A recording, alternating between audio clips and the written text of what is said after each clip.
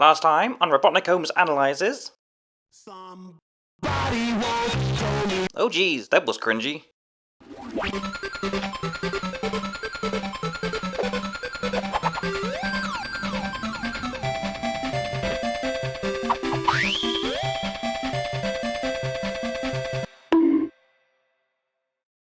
Good day all, RobotnikHolmes here. And also, Anti's here. Sup, motherfuckers?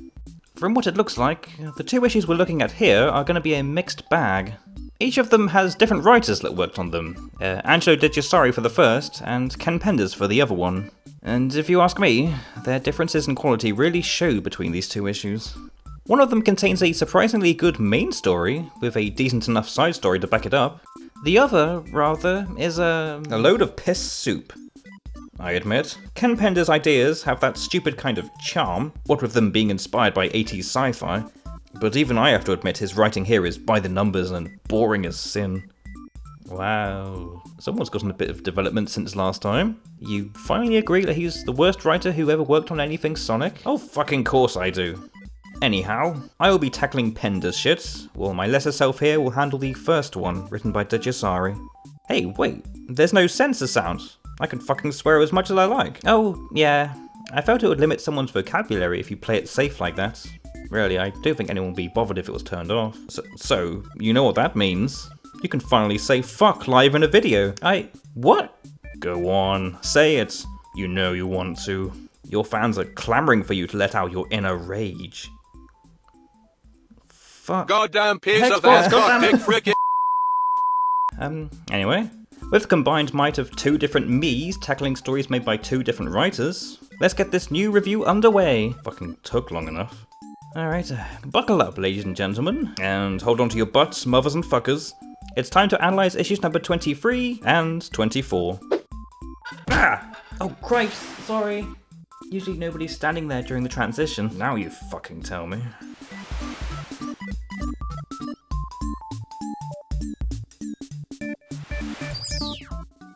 Let's see.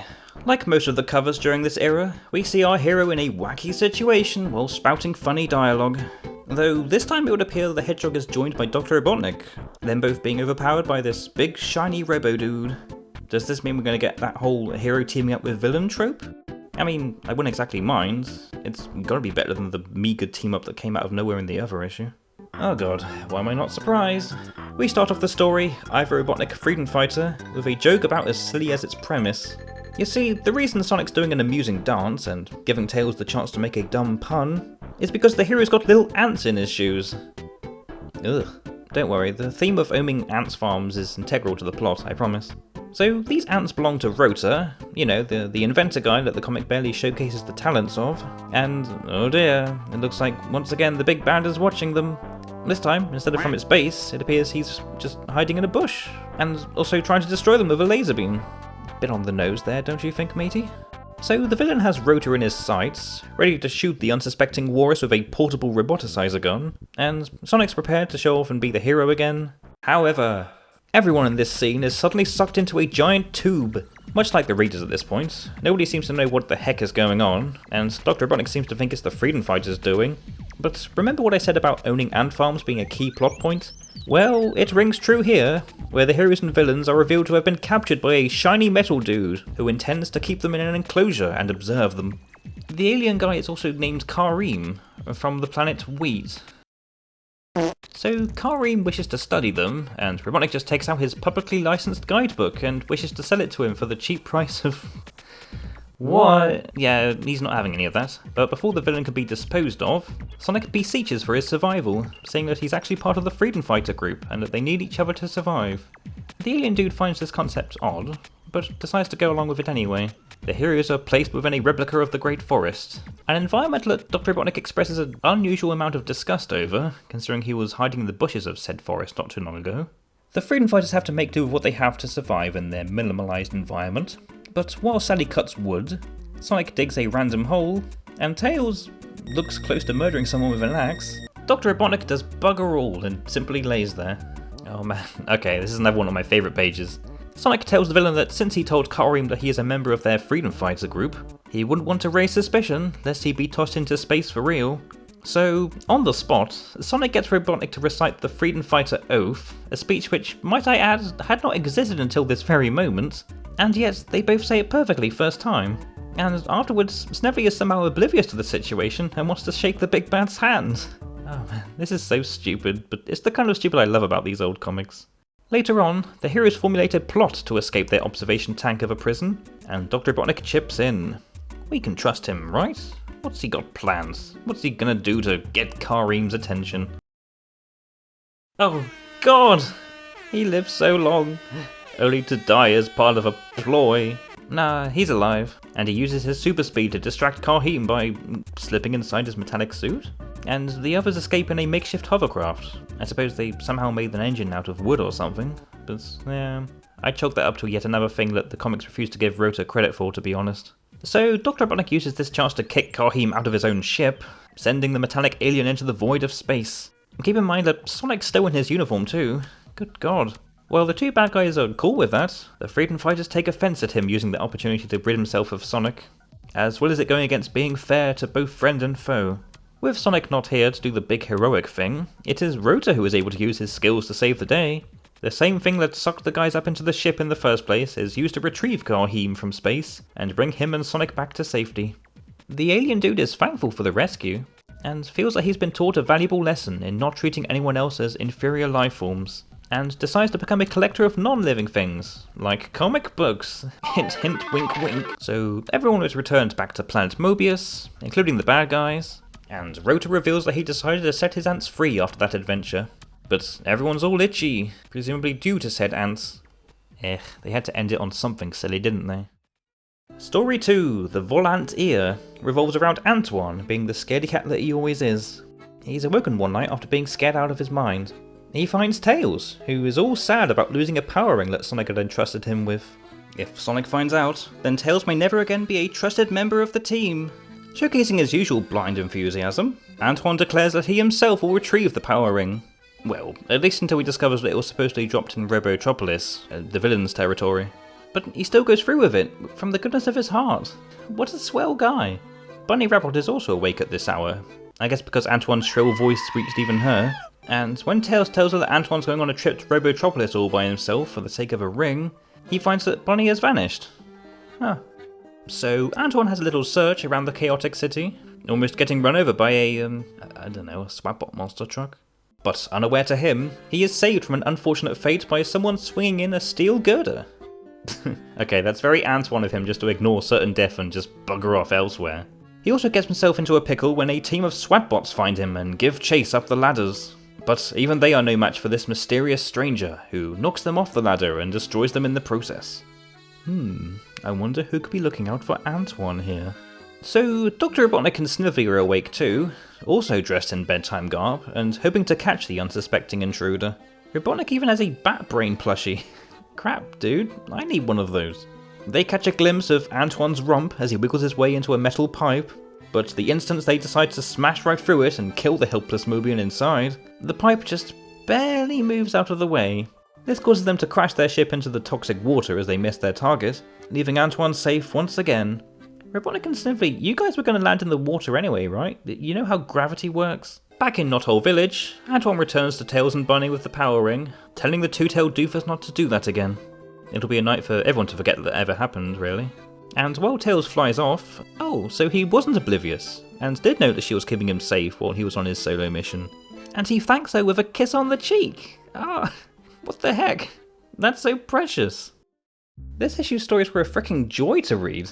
I don't know if it was the characters, or the scenarios, or maybe Angelo learning to write more than just sodding pun fests, but whatever reason, there was way more characterization in this issue.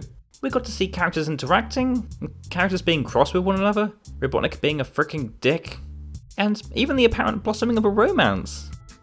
Sorry, let me recompose myself. Let's start with I, Robotnik, Freedom Fighter. While its pages were filled with corny jokes that the writers just love to shove in these comics, the plot itself had more of a focus, with the puns being placed in the background. A very appropriate change, I must say. The character of car-eem from the planet Wheat, as freaking dumb as the name sounds, is a villain I sort of welcome. Not only was he not two-dimensional in terms of character, but he wasn't even defeated at the end like so many other one-off antagonists. He learns the error of his ways, and his new viewpoint is rather appreciated in a comic meant for kids. The Antoine story definitely made up for what the other story lacked. While the first one was a big, silly adventure, this one is more down to earth, so to speak. Not by much. I mean, the story still has its fair share of slapstick violence. But Antoine was so nice in it, going on his own just to get something that Tails left behind. And Bonnie was so nice in protecting him the whole time, and not revealing herself so that Antoine can get the credit he deserves and not shatter his ego. Just characters being nice and interacting with each other. It's always a plus for me. All in all, in terms of story and characters, this issue proves that not only can this comic be just as good as the cartoon in terms of character dynamics, but it's also made me truly appreciate Angelo De Cesari's writing. It gets a score of 4 from me. Both stories of this issue were penciled by Dave Manak. In the past, that is to say, in most of my videos, I have sort of criticised his style for resembling wacky newspaper comics rather than the tone of the source material. Here, I think his art can do with a little bit more work, particularly in size and scale, because I don't remember Robotnik being this small, but his stuff is moderately appealing when put with the writing. The designs for the new one-off characters are nice, except, and I may be a bit critical here, the ants that Rota keeps. They've got limbs and clothes like other Mobians do. I mean, they're not Mobian-sized, and, I probably wouldn't have this problem if they weren't drawn so anthropomorphic. Xbox, come say this word for me, please. Anthropomorphic. Cheers. Background details are used sparsely though, I suppose because of the larger cast in the story. I think Manak's talents were best shown in the second one, when Antoine goes to the city full of dank-ass pollution. The environment design certainly looked nicer there. I'll give the art props on it wasn't always a silly romp, and it worked rather well with the writing, so I'm giving it a score of 3. Okay, final score for this issue is a 7 out of 10. I rather like that issue. It doesn't drive the plot in any way, like, at all, but it's a nice evolution from the usual rounds of puns and stories that do nothing with the characters. What's up, Auntie? You look a little down. Oh, nothing. I mean, I'm not feeling down. It's just, do try to take in the fun and good writing while you can, because as the dates go by, and the writers' roles change, you're gonna wish you were back in this hell after it's all over. You sure you're okay? Your glasses just turned all white all of a sudden. It's for dramatic effect, you bastard. It's not like you would get the context anyway. Mr. I wear pizza prints on my pajamas. I just really love pizza, okay? This is getting us nowhere, but we shouldn't get into petty fights over the smallest of disagreements. Why don't you review the issue that Penders wrote?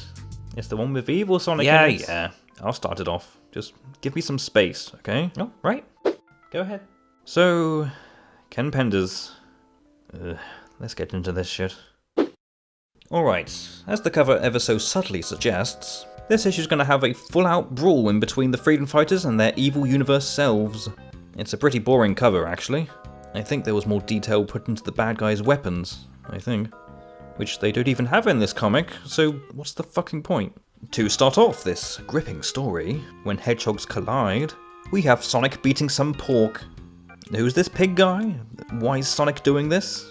I guess we'll have to find out till the big reveal later, in, like, 3 pages. Sonic's not the only one acting weird. Sally Acorn is meeting this cute squirrel girl, and also acting like a total dick to her. It would seem the heroes haven't just gone evil all of a sudden, they've also decided to make really dumb puns. Yeah, I'm with you on that, that was terrible. Elsewhere, Antoine's acting like a total dick all of a sudden, driving a car around Knothole, which is... When did the Mogans reinvent the automobile? We get it. The heroes are not acting like themselves. Can we move on now? We later see Rota acting like a dick, yada yada, he's not quite like himself either. Tails is also being an asshole, throwing tomatoes at a turtle, and Jesus Christ, how many pages are they going to waste on building up such an obvious conclusion?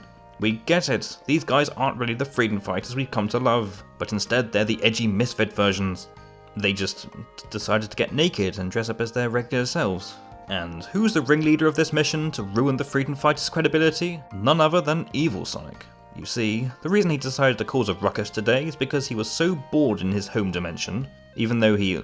Wait, these scribbles on his desk, are they to imply that he slept around? What is this shit? He's been in a relationship with Nicole, the computer program? How's that even possible?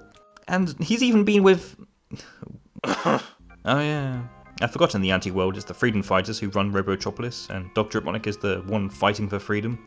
Man, wouldn't it be great if we had an issue exploring the history of this dimension and expanding on the characters and stuff? Well, tough shit. This is a Penders story. You can't expect anything groundbreaking here, I swear on my shades.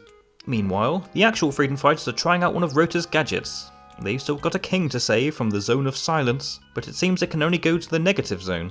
I don't get why, and the comics kind of makes up excuses as to why we can't just have a story about that scenario. But knock knock, it's the plot. The people of Knothole are sick and tired of the freedom fighters' evil shenanigans, and they quickly find out that there are imposters running around and ruining their image. Meanwhile, the other freedom fighters are... Look, I wear dark glasses and leather jackets all the time, but even I'm laughing at these fricking idiots. Okay, the evil guys are making their way downtown, and in order to get their revenge on their evil selves, the freedom fighters dress up like they're members of the fucking Scooby-Doo gang, and trip over the evil guys while they're on their bad boy motorbikes. As you can imagine, those guys don't take kindly to being one-upped like that, and we have a freedom fighter battle on our hands, mothers and fuckers. For the first time in the series, we have a neat splash page of the two sides in their clash, and not gonna lie, I'm already getting tired. What proceeds are the freedom fighters tackling their alternate selves and calling each other names. All fun and good. But this doesn't go anywhere for an alarmingly long time, until eventually, Sonic and Sally both get the idea to switch partners and beat each other up instead. Finally, things seem to be going somewhere. So, Sonic fucking punches a lady while demeaning her verbally, Sally punches evil Antoine in the dick, Rota and Antoine both insult their evil selves. Are you guys venting out your dislike for your real friends? You know that you're basically insulting them, right? Anyway, the battle's all done, and like every single other time this fucker makes an appearance, evil Sonic and his gang of misfits are dealt with and left incapacitated on the ground. Sonic even has one more conversation with his evil self, who admits to him that he didn't really have a plan with him and his gang coming to Mobius. He simply wanted to fight Sonic, a third time, and it just ends all anticlimactic-like. Sally asks Sonic how he can live with himself, and that's it. Seriously, that's everything in this 28-page issue.